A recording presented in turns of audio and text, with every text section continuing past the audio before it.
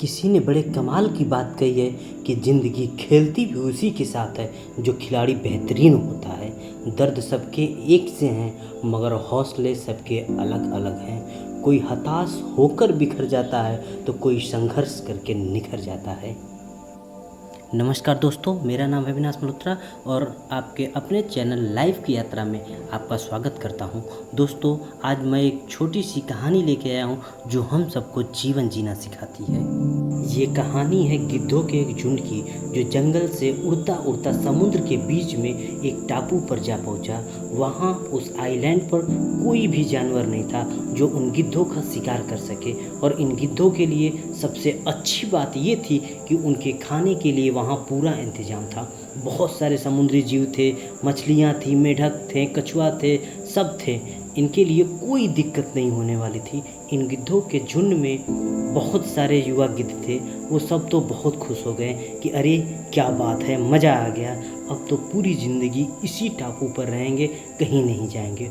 कुछ दिन तो सब कुछ आराम से चलता रहा है। सब आराम से वहाँ खाते पीते मस्त रहते थे।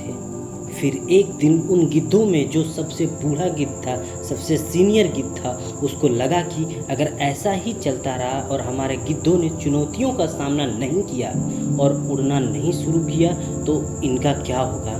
क्यों न एक बार सबको बुला करके उनको कह दूं। तो उसने सबको बुलाया। सारे गिद्ध उसको सुनने के लिए आ गए। वो जो बूढ़ा गिद्ध था उसने बताना शुरू किया कि हम सबको चुनौतियों का सामना करना चाहिए, हम सबको उड़ान भरनी चाहिए, हम सब यहीं रहेंगे तो हमारा क्या होगा।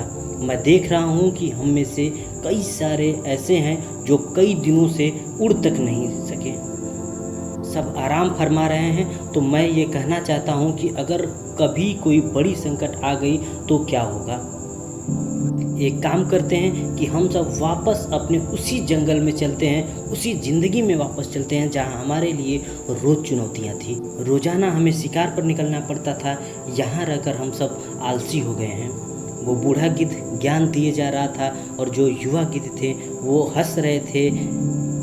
मन ही मन जब वो उसने अपनी मीटिंग ख़त्म की तो सब आपस में कहने लगे कि हम तो कहीं नहीं जाने वाले, हम तो यहीं रहेंगे चाहे कुछ भी हो जाए। तब वो बूढ़ा गिद्ध था जो वो अकेला ही उस टापू से उड़ चला और वापस से जंगल में चला आया और वो जंगल में ही रहने लगा और फिर से वही चुनौतियों भरी ज़िंदगी जीने लगा। फिर बाद में उसे लगा कि एक बार उस टापू पर जाता हूँ, अपने साथियों से मिल के आता हूँ।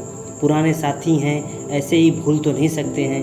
वो वापस से उड़कर उस आइलैंड पर पहुंचा तो उसने देखा कि वहाँ सिर्फ उन गिद्धों की लाशें बिखरी हुई थी। कुछ गिद्ध थे उनमें से जो घायल करा रहे थे दर्द से। वो उसके पास गया और जाकर पूछा कि ये क्या हो गया, तुम सारे के सारे घायल क्यों हो गए, और किसने तुम्हारी ये हालत कर दी और किसने इन सब की जान ले ली। तो उस घायल गिद्ध ने बताना शुरू किया कि बाबा आप सही कहते थे, आप हम सब में सबसे बूढ़े थे और सबसे सीनियर थे।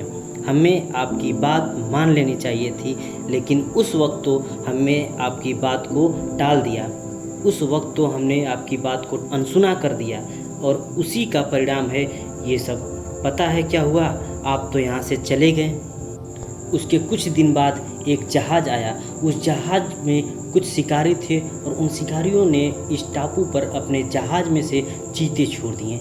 चीते कुछ दिनों के लिए तो चुप रहे, लेकिन कुछ दिन के बाद उन्हें मालूम चला कि हम तो उड़ भी नहीं सकते, हम काफ़ी टाइम से उड़ान भी नहीं भरे थे और हम इस लायक भी नहीं कि हम उन पर अटैक कर सकें। तो चीतों ने एक एक करके हम लोगों पे हमला करना शुरू कर दिया और हमारी जान ले ली, और हम सब में कुछ ही बचे हैं जो घायल दर्द से करा रहे हैं, जो टापू पर यहाँ वहाँ पड़े हैं। दोस्तों, ये छोटी सी कहानी हमें सिखाती है कि ज़िंदगी में कभी भी कंफर्ट जोन में मत जाइएगा। हम में से कईयों की आदत होती है कंफर्ट जोन में चले जाते हैं, फिर सोचते हैं कि सब कुछ ठीक ही तो चल रहा है, क्या गलत हो रहा है, कोई कुछ नहीं बिगाड़ सकता। उसके बाद में एक बहुत बड़ा चैलेंज आता है और हम सब टूट जाते हैं और बिखर जाते हैं और फिर हमें लगता है कि अब हम इस चुनौती से पार नहीं पा पाएंगे और हम सोचते हैं कि अब कुछ भी नहीं हो सकता। तो दोस्तों याद रखिए, कंफर्ट जोन में कभी मत जाइएगा, कंफर्ट जोन से बाहर निकलिए और अपने आप को चैलेंज दीजिए और उन चैलेंजों का सामना करिए और उन्हें पूरा करिए। यही ज़िंदगी है।